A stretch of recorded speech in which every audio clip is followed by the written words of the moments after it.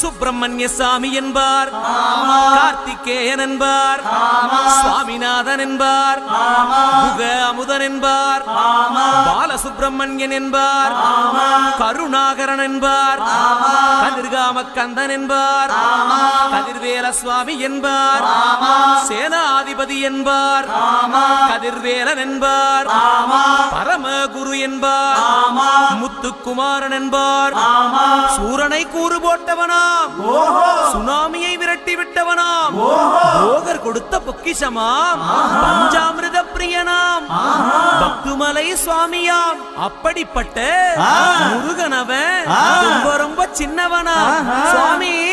சின்ன சின்ன முருகைய